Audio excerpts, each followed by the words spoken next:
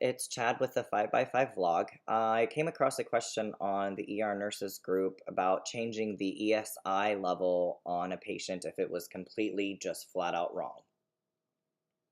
The ESI background for people that aren't medical that might be watching this is the Emergency Severity Index. It's how we rank the acuity, severity of how the patient is looking to us at triage. This is the RN and triage. This is their job. They look at the big picture, the complaint, what they anticipate is going to be done to the patient during the stay. All of this helps them decide from 1 to 5 how severe this patient is. Ones are people coming in, CPR is being done, we're trying to resuscitate them, versus a 5, which is someone needing medical clearance or like a prescription refill. Nothing's going on. They came to the ER for this one little thing that doesn't require ancillary departments. So the short answer, should you change the ESI if a patient is presented to you from triage to the back, if it's totally wrong? The short answer is no. And it will be no through all of this. There's a little bit of a different approach to what may be going on. So the first thing is the patient indeed at the front by the nurse's assessment was, say, a 4. When you get back, you feel like they're now a 2, showing symptoms of a heart attack. Do you waste time actually sitting and changing that number in the computer? No. And I actually I was getting frustrated last night posting the same response to a lot of different answers on this question. And then I realized, wait a minute, I need to step away from my ego a little bit and think this through. And I think what they meant was at some point during the patient's stay, do you correct the acuity for their overall stay? And the answer is still no. There's no point in changing a number because that doesn't reflect anything that you saw or gleaned from the patient. You don't need to waste time changing that number when you're already going to be documenting the new information, when you found it, who you told, what interventions you did. All of that stuff is basically saying, I'm moving this patient from a 4 to a 2. You don't actually need to change it in the computer. At the time they were presenting to the front, they were a 4. And where you can get into a little bit of a hairy legal battle here is when the triage nurse leveled them as a 4 based on what she saw. If you go and change that number to a 2, some computer systems won't show this. Some don't have that ability. The legal department's going to be like, well, if they were leveled a 2, why did it take you so long to realize that this was going on and intervene? If you show that there was a 4 from the beginning, and then all of your timeline after that shows that you found new information and they went from a 4 to a 2, that makes sense. The other thing is if somebody keeps sending patients back, the triage nurse keeps sending patients back, and you are consistently feeling this nurse is getting the level wrong, that needs to be addressed with either the charge nurse or a nursing supervisor in the ER.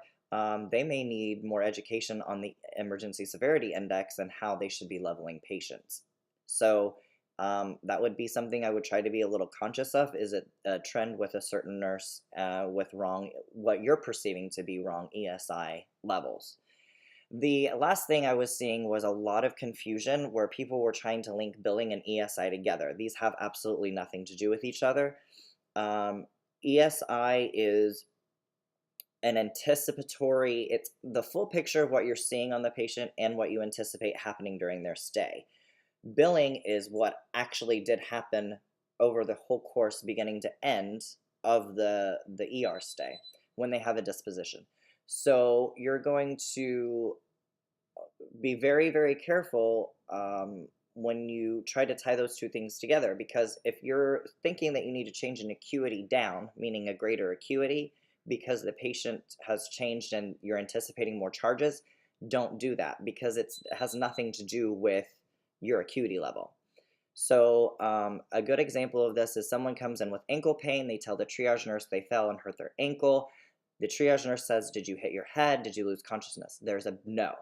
So there are 4. You're going to do an x-ray and send them home with over-the-counter pain control.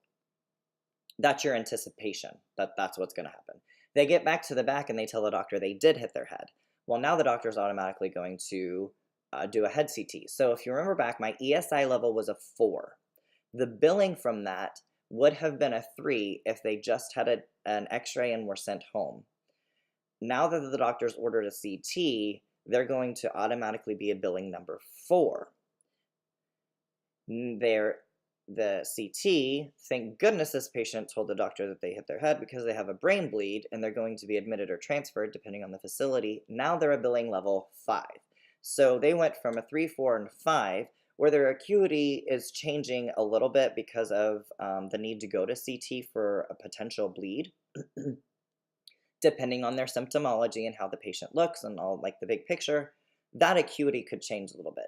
But their billing has gone from a 3 to a 4 to a 5 over the course of their stay because conditions have changed. So it looks at, after all is said and done, what did we actually do to this patient? So again, try not to confuse ESI and billing. They have nothing to do with each other. Certain things make certain interventions or treatments can make a billing level go up.